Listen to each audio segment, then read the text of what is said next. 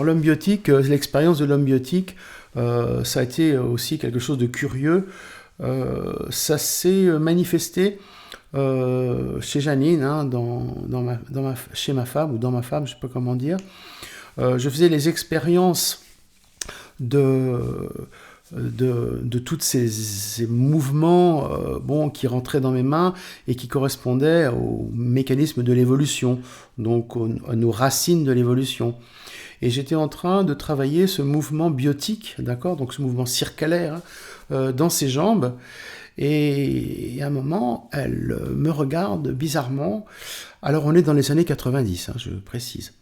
Donc après la découverte d'Égypte ou toutes ces initiations de départ. Hein.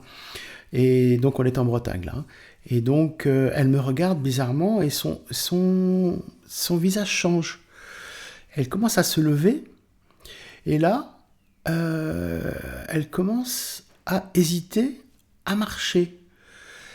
Et elle commence à marcher sur 3 doigts. Elle était presque en lévitation. Elle commence à me décrire des choses incroyables qui se passent au niveau de son visage. J'ai oublié quelques détails, c'est dommage.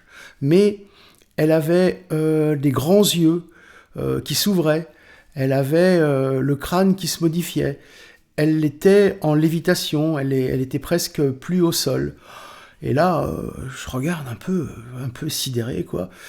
Elle avait quelque chose que j'aurais dû plus explorer après, les reins à l'intérieur qui remontaient sous les côtes, hein, les organes reins, les 2 rognons, qui remontaient, c'est-à-dire elle était projetée vers le haut avec les reins. Et là, je me rappelle, il y a sa fille qui est rentrée dans la pièce, dans la chambre, elle l'a regardée, elle a eu peur, elle a fermé la porte. Janine s'était métamorphosée, comme une sorte de métamorphose de son corps, et elle me dit après, en étant redescendue, entre guillemets, aussi bien physiquement qu'énergétiquement, qu'elle avait eu cette sensation de l'homme du futur. C'est ce qu'elle m'a dit. Et moi, j'ai pensé après, ayant un peu étudié les extraterrestres, les soucoupes volantes, et donc toutes ces influences extraterrestres, que c'était peut-être aussi la forme du passé qu'elle avait reçue. Mais pour elle, c'était ce vers quoi on allait devenir, c'est-à-dire on marche sur 3 doigts, c'est-à-dire un tripode au niveau des doigts, donc il y a le pouce et les 2 autres, on a le pied qui est complètement levé, on a les jambes qui sont fines, on a les intestins qui sont rentrés avec les reins qui sont remontés, on a des grands yeux, on a après, je me rappelle plus ce qu'elle a dit, mais bon, quelque chose d'assez curieux, quoi. Alors cette expérience n'était peut-être pas à faire, elle lui a peut-être valu beaucoup de problèmes de santé, un peu comme je vous ai dit, hein, les contacts avec les extraterrestres. Alors Laurent Duro nous dit que les taules et boulons ne sont pas de nos amis, hein, ils ne sont pas gentils. Alors c'était, entre guillemets, l'expérience de l'homme biotique. Après, il y a un dessin qui m'est venu assez immédiatement. Alors c'est le petit dessin, Rémi l'appelle la méduse ailée. En fait, la méduse ailée, en fait, la médusa a les ailes d'oiseau sur la tête. Mais c'est vrai qu'on voit les bras en ailes d'oiseau. On voit la méduse, la méduse et puis les filaments de la méduse qui sortent, qui sont analogiquement les 12 nerfs crâniens. On voit émergeant d'une spirale coquillage l'homme qui émerge de l'eau, comme on voit sur la Vénus sortie des eaux de Michel-Ange, ou Léonard de Vinci, non, Michel-Ange, je les confondrai toujours. Mais non, c'est Botticelli. La Vénus qui sort d'un coquillage, hein, qui flotte sur un coquillage. Donc c'est analogiquement notre sortie minérale du fond des océans. Et voyez la jambe droite qui est spiralée, c'est-à-dire on sort en spirale, ce qu'a vécu Janine. D'accord, c'est une sorte de spirale qui te projette vers le haut et qui te donne ce côté léger. Tu vois, on n'a plus de pesanteur. Elle avait plus de pesanteur, elle avait plus de poids, elle montait. La veille au soir, je crois qu'elle avait même lévité sur 20 cm sur son lit, elle était retombée à peu près. Bon, Janine a fait des expériences folles, quoi. Est-ce que c'est la Kundalini? Est-ce que c'est... Donc voilà. Mais hélas, j'ai pas pu vérifier, elle me l'a dit. Ça n'a jamais été filmé. En tout cas, l'homme biotique, ça, je sais que je peux vous le témoigner, c'est ce qui s'est passé. Et c'est ce qui me conduit depuis 30 ans vers la connaissance que je vous explique. Hein. Tout ça, c'est dans la racine vibratoire de la jeunesse de l'homme. Hein. C'est comme ça. Alors, les ailes, les grandes ailes de l'homme biotique, c'est le mouvement circulaire en ailes d'oiseau. C'est-à-dire que les bras ont encore en mémoire le mouvement des ailes d'oiseau. C'est notre séquelle d'évolution. Donc, quand on travaille un bras, il faut remettre le mouvement en aile d'oiseau pour que,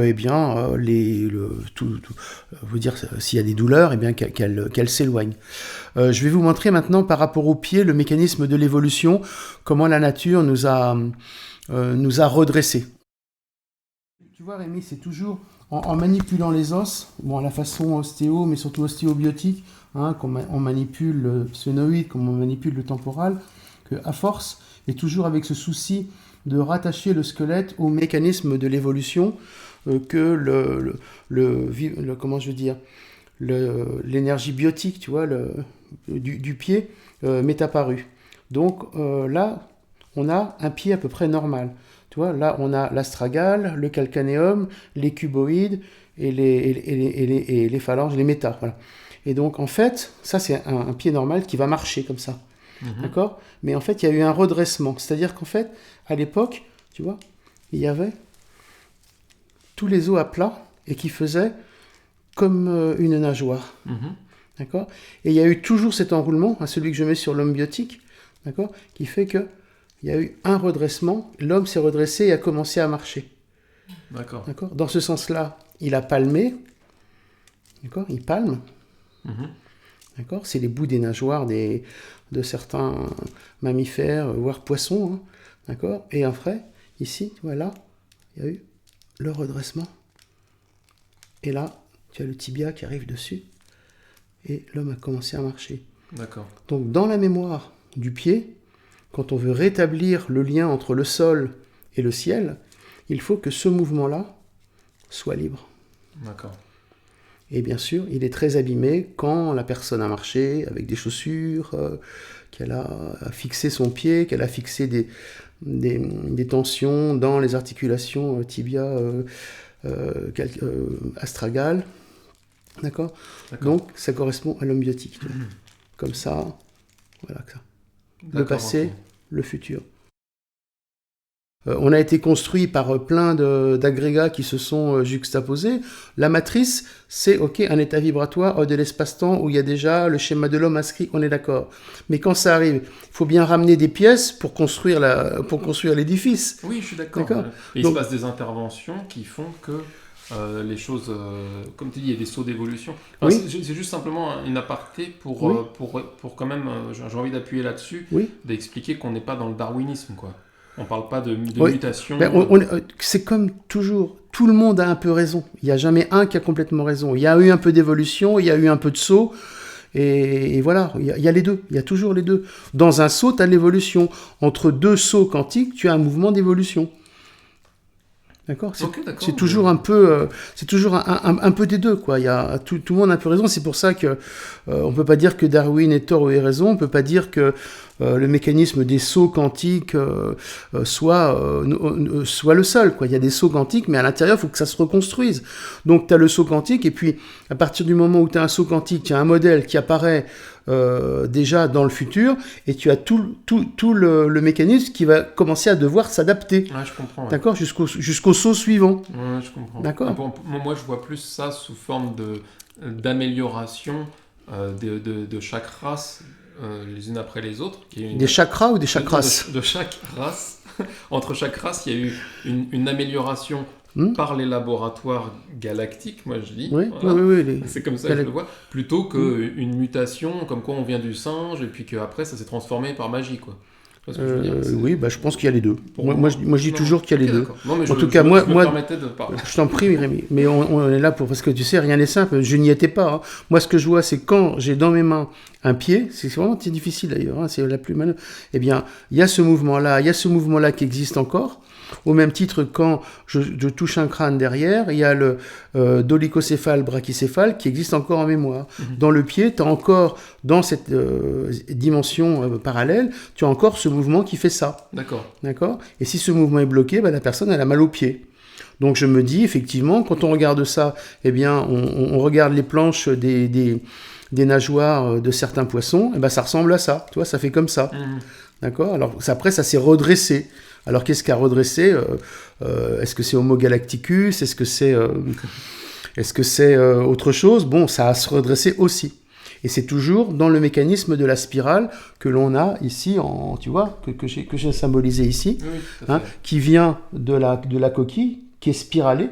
Toujours le mouvement spiralé qui vient des origines, coquille Saint-Jacques. Spiralé, ça rejoint le mouvement circalaire. C'est ça, oui, circalaire, c'est spiralé, tout à fait. Okay. Circalaire, c'est spiralé. Circalaire, mais circalaire, c'est spiralé hors de l'espace-temps. C'est-à-dire que c'est un mouvement qui ne se voit pas, qui se crée avec les mains, des mains étalonnées, pour aller le chercher, comme un tire-bouchon va chercher dans la bouteille.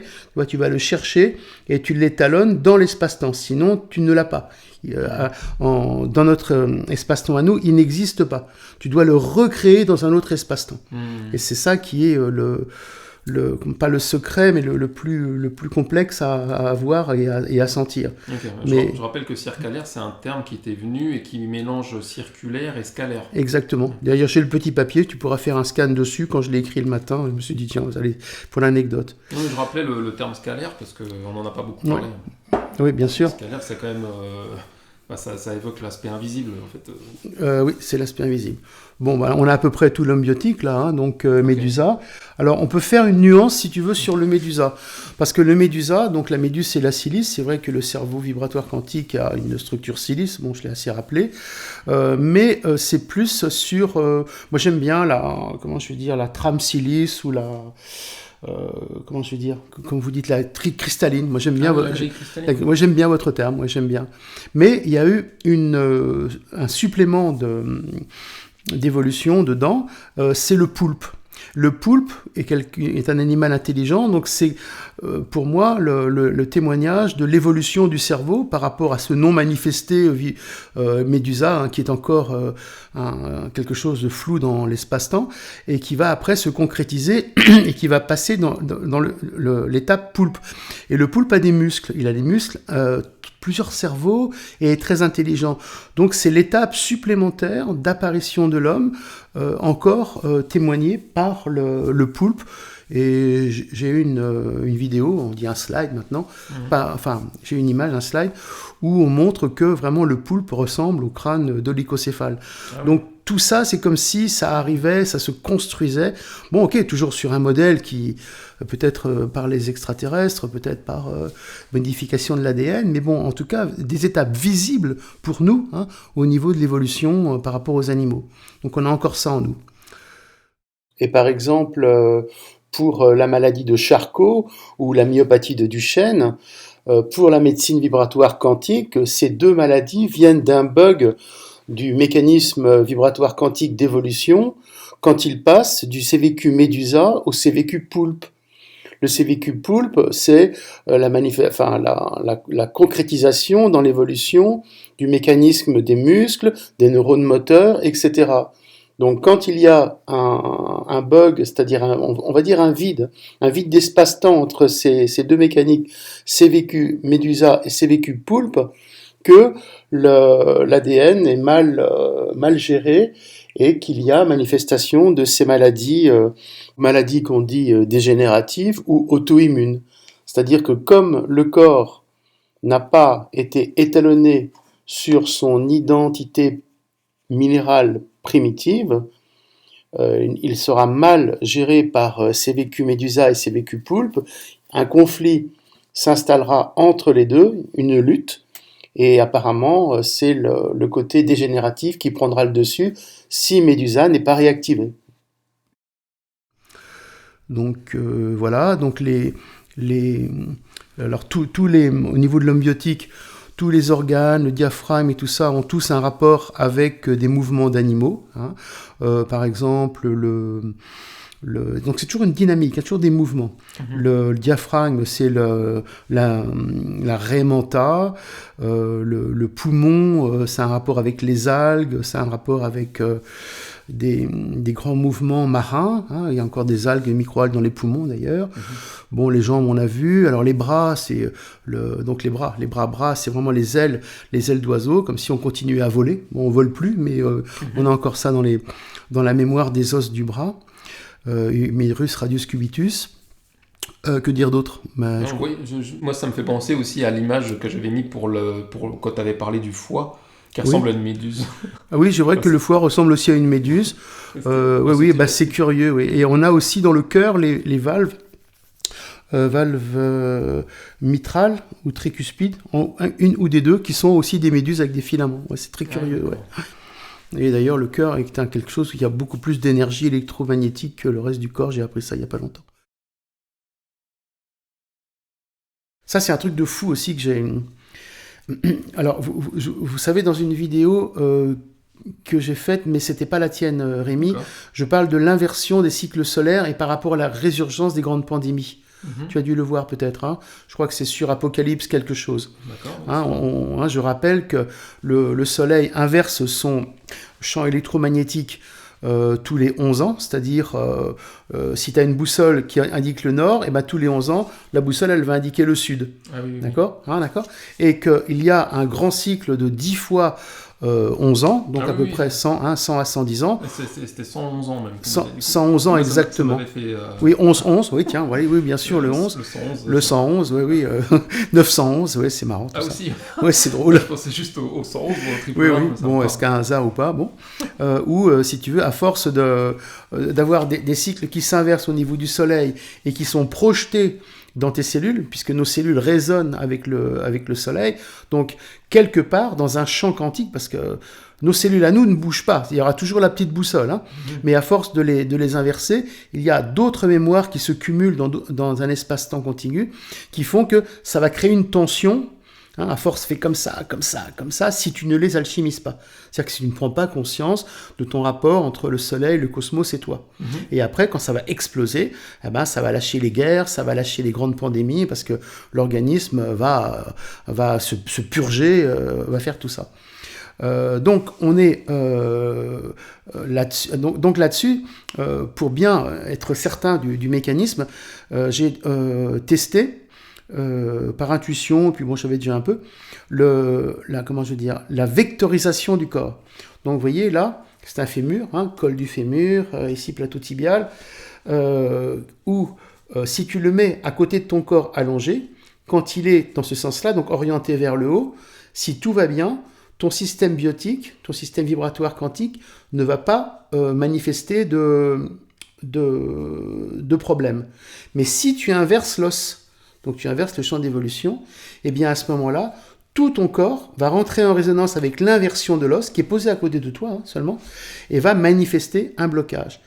Et pour réétalonner tout ce mécanisme-là, puisque ça fait 100 ans, moi j'étais pas né, hein, par rapport au début du premier cycle d'inversion après 1918, hein, la grande pandémie de la grippe espagnole, eh bien, tu te réétalonnes ton corps comme ci, comme ça, et à ce moment-là, tu rattrapes le boulot des cycles solaires qui sont restés confinés dans tes cellules en torsion, et t'es libéré. C'est-à-dire que tu as l'énergie qui vient et qui te repousse vers le haut, et tout va mieux, quoi. Ça t'évite de tomber dans les grands spasmes actuels que les gens subissent sans comprendre pourquoi.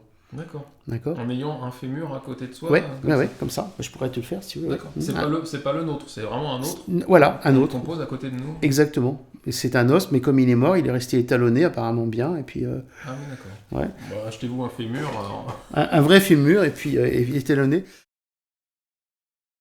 Donc, vous voyez un iliaque ici, donc c'est un os du bassin. Hein, voilà, donc c'est un os gauche, d'accord. Là, il y aura le sacrum. Et vous voyez ce mouvement en 8 ici. Très important parce que ces mouvements-là, ils sont toujours dans les os. D'accord. Donc, il faut sentir ce mouvement-là libre pour libérer complètement le mécanisme énergétique de base, quoi, qui correspond à ça. Ensuite, on a ici... voilà, d'accord. Le fémur qui vient dedans, d'ailleurs c'est pas le même, c'en est un autre, mais bon, on s'en fiche. Et là c'est important parce que quand je parlais, vous vous rappelez, du mécanisme H2O au niveau du temporal que l'on retrouve dans Oui. Hein, d'accord. Oui, tout à fait. Hein, vous vous rappelez? D'accord. Donc, on a une relation avec... on fait un petit saut, là. On fait un petit saut. Bon. On a une relation avec l'hydratation. C'est un peu la même chose au niveau énergie de ce mouvement-là, d'accord, et du col du fémur. Et c'est à partir du moment où vous bloquez le mouvement du l'os temporal, donc vous vous déconnectez avec votre hydratation, que vous allez déconnecter l'hydratation du col du fémur et que vous allez le casser. C'est pour ça qu'à force de vieillir, à force de se bloquer le mouvement circulaire du temporal, vous allez redescendre la déshydratation au niveau du col du fémur, et un os qui n'est pas hydraté est un os cassant. Il n'y a pas de dilatation. Donc voilà déjà un aspect pratique. Un autre aspect au niveau des maladies neurodégénératives par rapport au mouvement de l'os temporal et, comme je disais tout à l'heure, la résonance avec le lobe temporal. Bon, je pense que, est-ce que je le remonte ou pas? Bon, vous avez sûrement compris. Oui. Eh bien, à partir du moment où ce mouvement-là est bloqué, eh bien, vous n'allez plus nourrir, vous n'allez plus contrôler, en fait, le mécanisme central qui est celui notamment de la mémoire, de l'inscription dans la mémoire, par rapport à l'hippocampe, par rapport à certains noyaux, et la mémoire immédiate ne pourra plus rentrer. Parce que, bon, je le mets plus en détail dans mon prochain livre, cet os-là est à la fois un os d'inscription et de décodage. C'est vrai que ça fait beaucoup maintenant à comprendre, qu'on fasse tant de choses, que ce soit l'hydratation, la mémoire, le décodage et tout ça. Mais oui, mais c'est comme ça.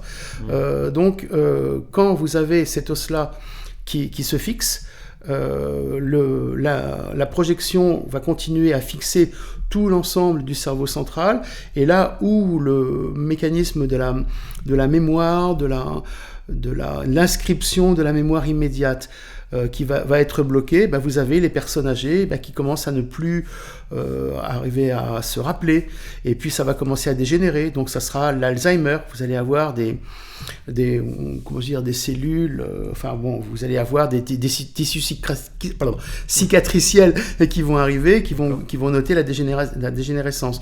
Donc le côté pratique au niveau de la déficience cognitive vient aussi de là. D'accord. Donc voilà, côté pratique. Ok, d'accord. Par exemple, si je vais vous donner un exemple. Moi, il m'arrive, comme tout le monde, d'avoir des trous de mémoire. D'accord ? On ne se rappelle plus d'un nom. Bon, parce qu'il ne s'est pas affiché au niveau spatial dans une autre dimension de l'espace-temps. Et quand le mental va demander de s'en rappeler, eh bien, vous avez tout le mécanisme du cerveau vibratoire extérieur qui va être rappelé par le neurone même, c'est souvent le sang circulant et le mécanisme des protéines. Bon, on appelle ça protéion, d'accord ? Va le rappeler dans notre espace-temps à nous, et va être décodé par le temporal pour qu'il s'affiche au niveau de la conscience.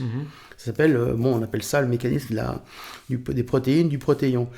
Et quand ce mécanisme-là, donc du temporal, est un peu bloqué parce qu'il est fatigué et tout, on ne se rappelle pas.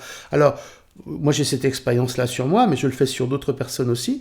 Vous réactivez, vous demandez au cerveau, et c'est de t'en rappeler, il ne se rappelle pas, vous réactivez le mécanisme du temporal, d'accord, qui va replonger, un petit peu aidé par l'énergie de la main, dans l'autre espace-temps. Il va aller cueillir la mémoire qui est donc dans l'autre espace-temps, il va la ramener, d'accord, et le nom va s'afficher. D'accord. Ça y est, je m'en rappelle. D'accord. Ça marche presque à tous les coups.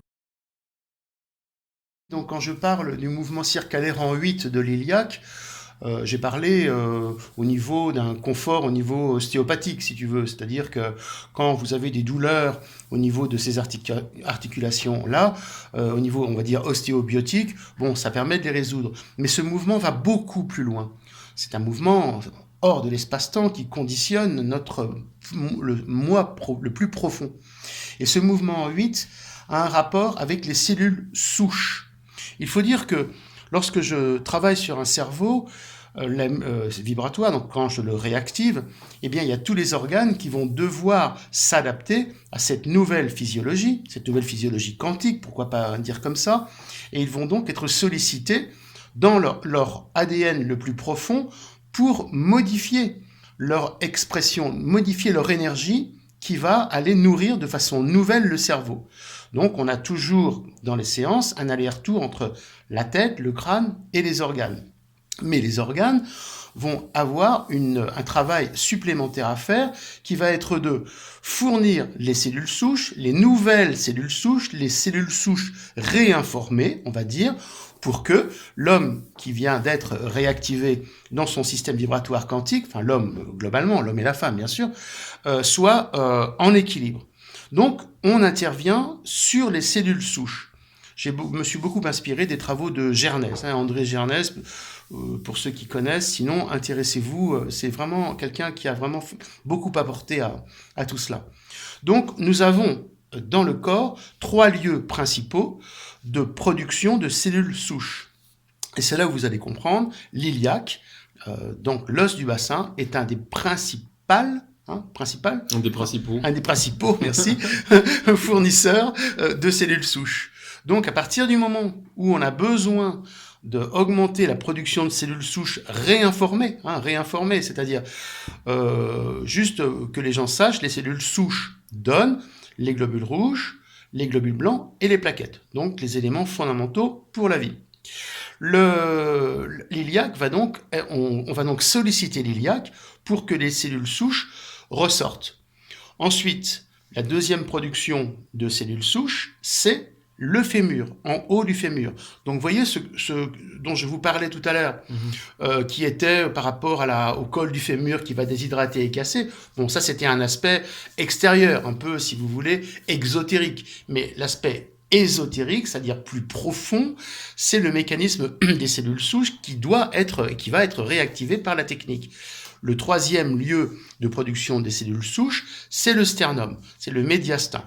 Et petite parenthèse, il est extrêmement malmené en ce moment avec l'épidémie actuelle qui a besoin, puisque nous sommes en pleine mutation, de travailler sur ce lieu de production de cellules souches pour les réadapter à notre évolution qui est en train de se transformer à grands pas. Et pour ceux qui connaissent aussi la physiologie, derrière le sternum, nous avons le médiastin, nous avons le thymus, qui est un organe, bien entendu, lymphoïde, qui permet le marquage, enfin, qui est en rapport avec le système immunitaire. Donc, je vais vous montrer le schéma par rapport aux cellules souches, et donc, je me permettrai pas de dire exactement comment je les réactive, mais il y a un moyen de les réactiver qui est un peu spécial. Là, je garde encore quelques secrets. Je vous en dis beaucoup, mais là, c'est un petit peu complexe. Et donc, c'est très important. Alors, c'est très important pourquoi ? Parce que dans cette terrible maladie qu'est la leucémie, c'est exactement ce mécanisme-là qui s'est enrayé. D'accord. Et alors, pourquoi je vais te demander de reparler de ça, Rémi, parce qu'on parle souvent oui, j'aurais pu m'en passer, vous voyez, vous savez que c'est un petit peu hasardeux de parler de cancer, hein, les lobbies n'aiment pas trop, mais je suis préventif, je fais uniquement une information si un jour si vous voulez, ça peut être repris fondamentalement, mais on en est loin. J'étais donc, il y a 1 an, à un congrès pas d'ufologie, mais de gens qui réfléchissaient sur l'origine extraterrestre de l'homme. J'ai parlé de Pietro Buffa, il y avait, enfin, Bleu Idiot n'était pas là, mais il y en avait d'autres. Donc c'était vraiment passionnant et donc j'étais à Milan il y a 1 an, et voilà. Et parallèlement, c'est ça qui est terrible, il y avait un congrès, donc c'était un grand hôtel dans la banlieue de Milan. Et il y avait un congrès sur la leucémie des enfants. Waouh, ça me tordait le ventre parce que j'avais toutes ces notions que je vais vous expliquer de l'origine de ça. Et comme personne n'est encore, si vous voulez, ouvert pour entendre ce nouveau discours, c'était un petit peu difficile. Mais l'occasion maintenant, avec toi Rémi, d'expliquer ça m'est venue. Donc voilà. Quand vous avez le mouvement circalaire en 8, donc ce mouvement qui permet de se reconnecter avec l'évolution. Le mouvement circalaire du fémur, qui va être dépendant aussi de l'inversion du champ magnétique solaire, comme je vous ai dit. Quand vous avez ces mouvements du rocher qui sont liés avec le mouvement circalaire du rocher qui est bloqué, vous avez la base toute faite de la désidentification minérale de l'enfant, et cela peut tourner en leucémie. La leucémie vient d'un problème de désidentification minérale, c'est-à-dire qu'il perd son identité. Et donc l'os va donc envoyer des cellules souches qui ne sont plus en rapport avec son vrai moi profond, sa vraie identité cosmique, sa vraie identité, on va dire, prévue par moi ce que j'appelle gènes d'hybridation primordiale, c'est-à-dire les gènes des origines qui sont là pour nous faire évoluer, qui sont un peu complexes, qui sont un peu mélangés et donc toujours maîtrisés par le temporal. Donc à partir du moment où vous avez cette identification qui n'est plus en phase avec les usines à production de cellules souches, donc iliaque, fémur et médiastin et sternum, vous avez une réaction du corps de destruction de ce qui ne lui convient pas, et c'est la leucémie, dans un premier temps, après maladie auto-immune, la leucémie. Donc c'est terrible de voir que c'est quelque chose de simple à comprendre, qui pourrait être préventif, mais comme, hélas, personne ne comprend ça, voilà, ça arrive à faire des drames. Alors maintenant, quels sont les acteurs majeurs de la désidentification ? Hélas, une fois de plus, on va taper sur la vaccination, parce que à partir du moment où vous injectez des métaux lourds, où vous injectez de l'aluminium, où vous injectez plein de choses, cela va rentrer dans l'os et cela va contribuer à la désidentification de l'os. Et le calcium mémorise les polluants, mémorise les métaux lourds, mémorise tout ce qui est pollution, mais ça mémorise dans le calcium. Eh bien, quand vous injectez un vaccin, il n'y a pas que ça. Quand vous injectez, on va dire, des saloperies dans le corps, ça se mémorise dans l'os, ça induit un problème de désidentification qui va intervenir sur les cellules souches, et vous avez une probabilité de développer des maladies, comme on décrit, comme la leucémie, qui sont très fortes, quoi. Mmh. Ensuite, on a encore un truc pervers, on se demande si c'est pas fait exprès, c'est le lieu d'injection des vaccins. Maintenant, ils sont tous dans les cuisses. C'est curieux, ça. Avant, c'était dans les fesses, avant, c'était dans le dos, maintenant, c'est tous dans les cuisses. Ou dans les bras. Maintenant, c'est dans les cuisses. Eh bien, regardons que l'injection d'un vaccin dans la cuisse va bloquer le mouvement du fémur. Alors, dans deux mécanismes. Le mécanisme circalaire, c'est-à-dire le mouvement en 8 qui nous conditionne pour avoir la bonne santé, et le mouvement d'auto-nettoyage qu'on devrait produire par rapport au champ d'inversion des énergies solaires. C'est-à-dire que quand vous bloquez l'os, eh bien, l'auto-réparation qui se passe en principe un peu, voire un peu beaucoup, on l'espère, se bloque. Donc vous avez ce spasme du fémur qui va donc nuire aux cellules souches, et à ce moment-là, ça va commencer à se dégrader dans le corps. Donc voilà par rapport à ce que je voulais dire. On remontera, pour ceux qui se rappellent, à la gestion de l'ADN, ARN, qui se fait dans le rocher, donc dans le rocher du temporal, avec les réflexes qu'on a. Je remontrerai les réflexes au niveau de la... Ah, on avait trouvé un mot hier. L'homéovibration. Ah oui, c'est vrai, t'avais dit un truc. Ouais. Homéorésonance. Homéorésonance. Ouais, je bien. Ça Tu vois, il y en a encore. L'homéorésonance, j'aime beaucoup. C'est redondant. Homéo et résonance, c'est un peu la même chose, mais homéorésonance, j'aime bien. Donc, entre le temporal, le foie et l'iliaque. Donc, tout ce qu'il faut pas abîmer pour pas que les leucémies se développent.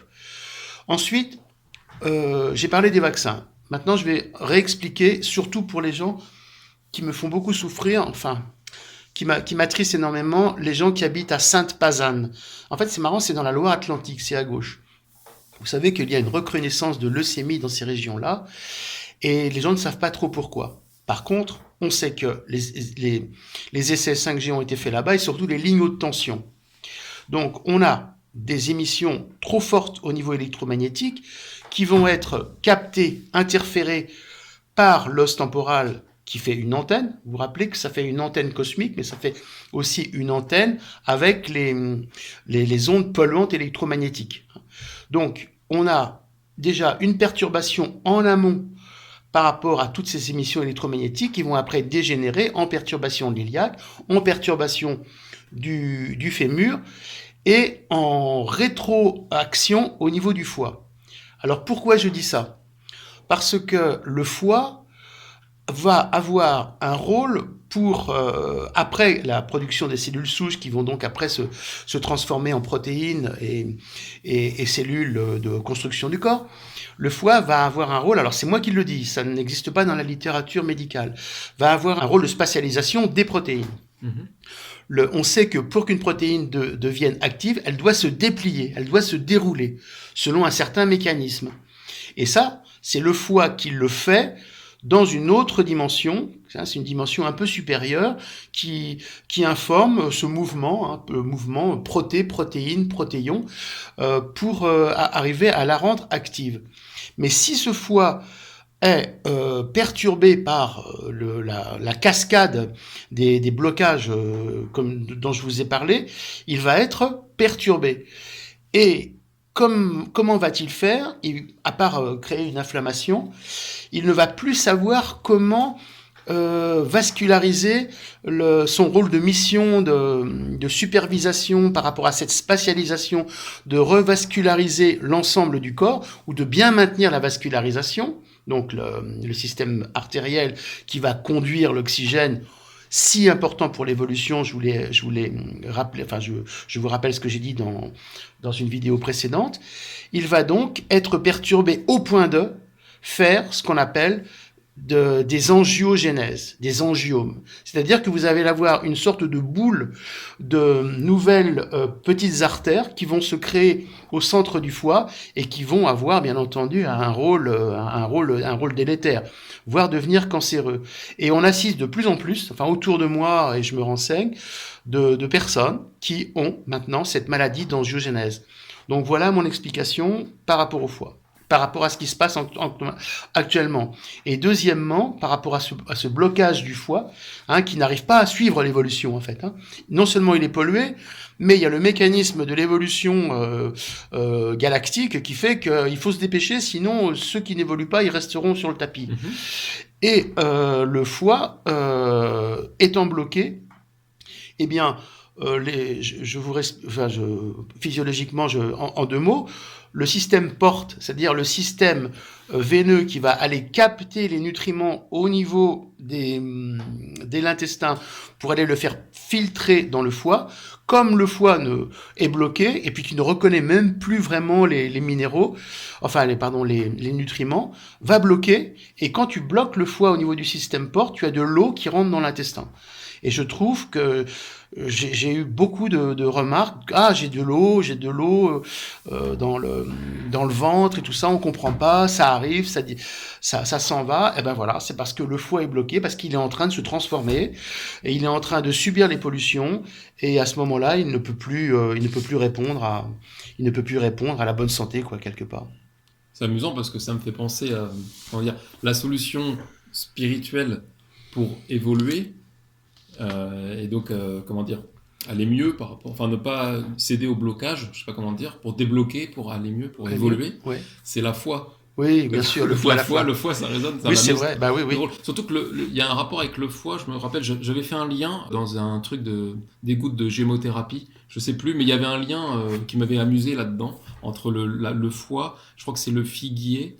Je crois que c'est les extraits de bourgeons de figuier et la spiritualité. Donc ça m'amusait parce que du coup, j'avais fait résonner la foi et le foie. Et là, vu que tu me parles de foie, qui est quand même la plaque tournante, ou je sais pas comment dire, l'endroit où vraiment... Oui, où tout se passe. Oui. Et pour en revenir au message du Christ, qu'on pourra d'ailleurs remettre quand tu mets le Christ dans le crâne, tu regarderas que l'os temporal gauche, donc comme le Christ est inversé, on le voit de face, va donc se diriger vers son foie, finalement. D'accord. Et le message du Christ, c'est j'en ai parlé ou pas ? C'est la lance de Longinus. J'en ai parlé ? La lance, non, t'en as pas parlé. Alors, donc je vais en parler. Alors l'hostie par rapport à la pulsation, la lance de Longinus. Donc vous savez que Longinus, enfin dans la tradition, hein, bien sûr, mais en tout cas le symbole est passé et on essaie de le décoder maintenant.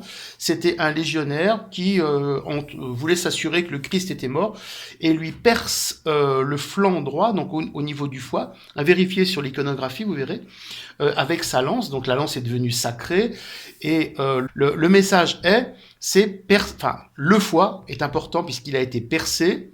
On retrouve le mécanisme de l'aiguille, si vous voulez, du mécanisme à percer pour arriver à sortir le substrat du sang. Mmh. Et donc voilà, et la lance de Longinus qui est devenue sacrée. Et juste, bon, je l'ai mis dans le bouquin, mais quelque part, s'il n'est pas édité, autant en parler. Ce que les gens ne savent pas, c'est que cette lance alors on pense que c'est la vraie. On pense que c'est la vraie. En tout cas, elle porte sur moi un message parce que, pardon, il y a deux personnages.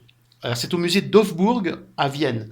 Il y a deux personnages qui ont fait basculer, si on peut dire, le XXe siècle à cause de ça. Et d'ailleurs, on retrouve ça dans leur thème astrologique. C'est Hitler et Steiner. Hitler a été, qu'est-ce qu'on peut dire, envoûté, envahi. Il a fait une crise maniaque, on dirait, en regardant la lance. C'est ce qui lui a donné ses inspirations mystiques qu'il avait, en tout cas, dont il parlait.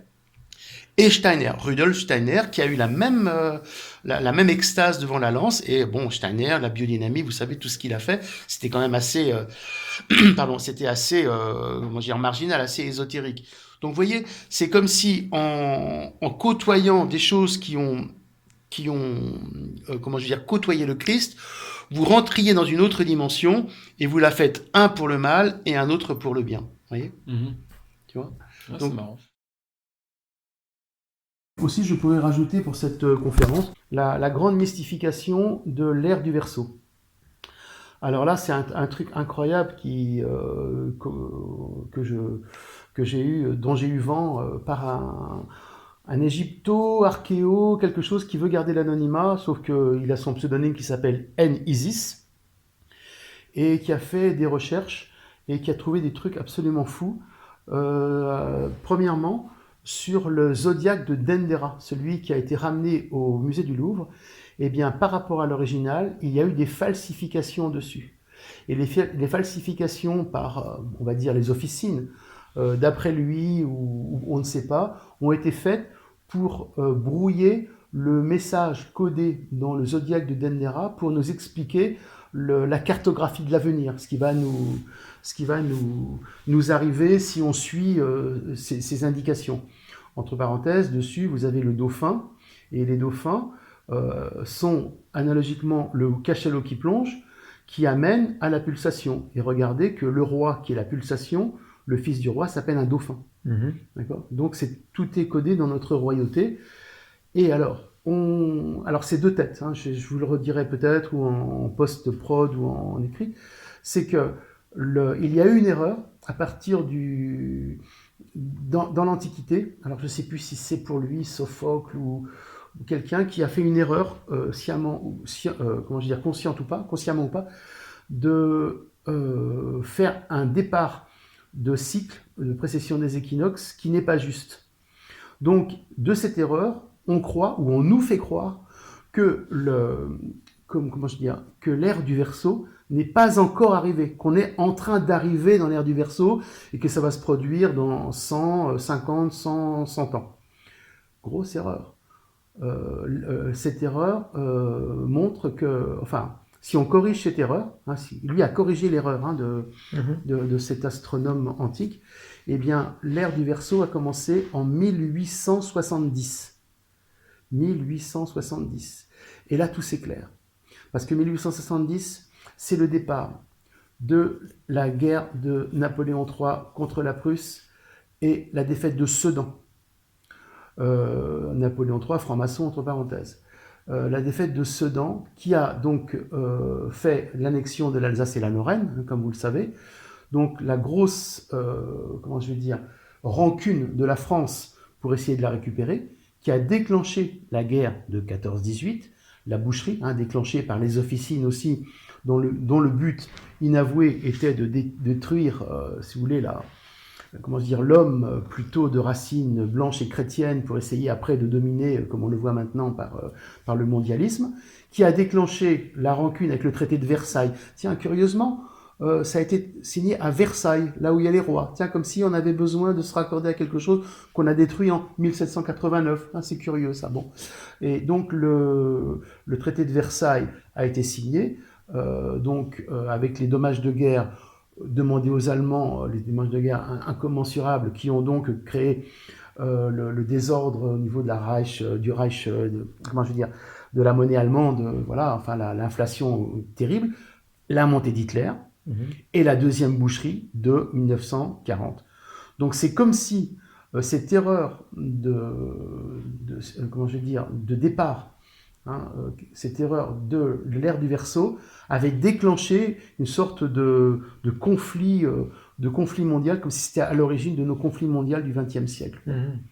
Donc voilà. Donc je pense que c'est important de le dire et peut-être de montrer le zodiaque de Dendera et toute son alchimie, si on a un jour on le fait. C'est marrant que quand tu parles du zodiaque de Dendera, moi ça me fait penser à une conférence de Ward Crowers qui montre le lien entre le zodiaque de Dendera et la Troménie de Locronan. Je sais pas si tu connais la grande Troménie de Locronan qui a lieu tous les 6 ans. Oui, j'ai entendu, j'y suis pas allé, mais Locronan, je connais la ville. Voilà, c'est encore un truc en Bretagne, c'est marrant. Je l'ai fait d'ailleurs l'année dernière en 2019. D'accord. Et après, tu parles de Napoléon III, et puis il y a un monument en rapport avec Napoléon III sur l'île Tristan qui est au-dessus de Noirdenay. Donc, c'est juste, ça m'a fait rire parce que dans tout ce que tu viens d'expliquer, il y a quand même 2 clins d'œil à la Bretagne, quoi. Ouais. C'est ça qui m'amuse, quoi. Bah, la Bretagne avec les mégalithes et puis avec le débarquement des Atlantes au moment quand le continent a dû disparaître ou quelque chose comme ça, quoi. Par exemple, je peux dire, vous voyez, donc on a le pèlerinage de Saint-Jacques de Compostelle. Et après, je vous expliquerai, si vous voulez, la coquille Saint-Jacques.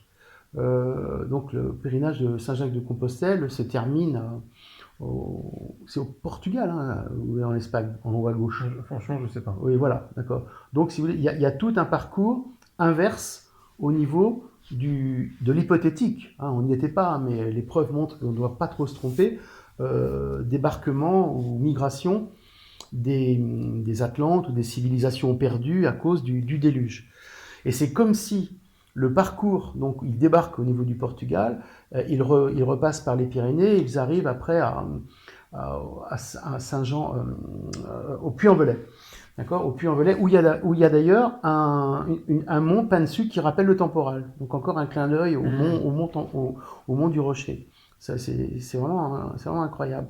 Et donc c'est comme si, quand vous refaisiez le mécanisme, enfin, je veux dire, le chemin inverse, vous ressentiez les effluves qui sont restés de ces gens qui sont passés et que vous repreniez leur connaissance rien que par la marche. Tu vois ? Okay. C'est comme si ça ne disparaissait jamais. Dans ces espaces vibratoires quantiques, vous avez ces mémoires qui ne disparaissent jamais. D'accord ? Ah oui, c'est ok, je comprends. Tu vois ? Et donc voilà l'idée. Ok, d'accord. D'accord ? Alors ensuite, la coquille Saint-Jacques est très importante pour 2 choses. À la fois, quand on regarde l'homme biotique, c'est un peu une coquille Saint-Jacques qui nous fait émerger de l'eau. L'estrie d'une coquille Saint-Jacques, c'est du calcium, carbonate de calcium. Il y a quelqu'un, j'oublie le nom, qui a enregistré qu'elle mémorise toutes les pollutions de l'eau. C'est-à-dire qu'avec des microscopes à effet tunnel ou effet laser, ou je ne sais plus comment ils font, ils retrouvent toutes les pollutions de l'eau dont actuellement, ça m'a touché parce que voilà, le gadolinium. Le gadolinium, j'avertis tes auditeurs que c'est une substance qu'on injecte pour faire des scanners ou des choses précises et ça ne s'en va jamais. Ça rentre dans le cerveau et ce n'est jamais expulsé. Donc ça contribue à perturber le crâne. Alors c'est un gros scandale en ce moment. Il y a la femme de Walker, vous savez, Texas Walker, c'est-à-dire celui qui faisait le feuilleton le dimanche. Là. Ah oui. Chuck Norris. Chuck Norris, oui, qui a failli mourir. Moi, ma chérie, elle a eu un examen une fois. Quand on a fait le bilan, je vous montrerai si vous voulez comment on fait des bilans au niveau des oligo-éléments. Il y avait du gadolinium à 50%, ce qui est terrifiant, quoi. Ce qui fait que ça reste, et puis à ce moment-là, vous avez un dysfonctionnement du cerveau qui commence à affaiblir et commence à faire que l'organisme s'abîme. Donc voilà. Donc là, ce chercheur au niveau de la coquille Saint-Jacques montrait qu'il y avait absolument comment je veux dire, des mémoires là-dedans. Donc on revient avec, là franchement, ce que je vous explique, c'est vrai, on parle du pied de l'évolution en passant par le gadolinium, je ne sais pas si ça s'est dispersé, mais tout est lié quand même. Donc on a dans le corps le système de mémoire dont je vous parlais dans l'os. Vous vous rappelez, le mémoire dans l'os. L'os, c'est du calcium. D'accord ? Et le calcium, analogiquement à ce qu'on a découvert dans la coquille Saint-Jacques, carbonate de calcium, a cette faculté de mémoriser, on va dire, les toxiques, les métaux lourds. Moi, je vais plus loin en disant ça mémorise les stress, mais les deux sont liés. Donc, premier intérêt par rapport à la coquille Saint-Jacques du pèlerin qui fait le pèlerinage de Compostelle. On a une coquille Saint-Jacques. Le Christ est baptisé avec une coquille Saint-Jacques par Saint Jean qui lui verse de l'eau à partir d'une coquille Saint-Jacques. Dans les bénitiers, souvent notamment à Saint-Sulpice, vous avez un bénitier en coquille Saint-Jacques, un peu poulpe même d'ailleurs. Bon, tout ça a traversé le temps, ces trucs. Donc la coquille Saint-Jacques, c'est important parce qu'il y a des stries, il y a une sorte d'onde de forme, l'onde de forme, mais ce qui est encore plus troublant, c'est que l'angle encore de la coquille Saint-Jacques correspond aussi à la molécule d'eau. Ah ouais. D'accord. Donc voilà.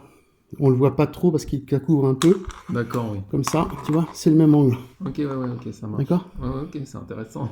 Donc quand vous portez la coquille Saint-Jacques, vous portez la forme fréquence de la molécule d'eau associée au calcium. Donc nos origines marines. Ok. D'accord. Alors les stries, bon alors tu vois, on la voit pas trop, mais c'est dans toutes ces stries là que tu as mémorisé le vécu, si on peut dire, de la coquille Saint-Jacques dans l'eau. Donc tout ce qu'elle a absorbé et qu'elle peut nous témoigner comme un calendrier de ce qu'il y a eu comme pollution, notamment. Quelque chose de très important que j'offre comme ouverture de réflexion aux physiologistes, aux médecins peut-être et autres, c'est quelque chose d'assez insoupçonné, c'est le stress calcique. J'ai appelé ça le stress calcique. Alors je l'ai vécu, ma femme l'a vécu, et c'est important. C'est-à-dire que lorsque vous avez quelque chose de compliqué à résoudre dans votre cerveau, nous notamment c'était un contrôle fiscal qui était abusif. Et vous savez, souvent on est un peu, obligé de se dépêtrer de choses dont on nous accuse mais qui ne sont pas fondées. Ça a duré 1 an, et ma femme a fait une crise cardiaque après. Parce que au moment du, quand le fisc a dit qu'on n'avait pas tort, je ne sais plus comment, au moment du, comment ça s'appelle ? Ouais, je cherche le terme aussi. Le blanchiment ? Ouais, au moment du blanchiment, voilà. Le fisc dit, non, on s'est trompé, pas un mot d'excuse, au bout d'1 an quand même, vous savez comment c'est avec les dossiers. Et là, le lendemain, ma femme fait un spasme d'une coronaire. Donc, je l'ai remise en route. C'est vrai qu'on a eu le problème des statines, j'avais fait une petite vidéo, mais là n'est pas le sujet. Mais ça m'a fait réfléchir. Après, c'est comme si, et c'est même sûr, que lorsqu'on doit résoudre quelque chose qui est compliqué, eh bien, on utilise le calcium circulant, qui véhicule l'oxygène, comme je vous ai parlé, pour, si vous voulez, réoxygéner les champs de conscience qui vont vous permettre de trouver la solution pour vous dépatouiller.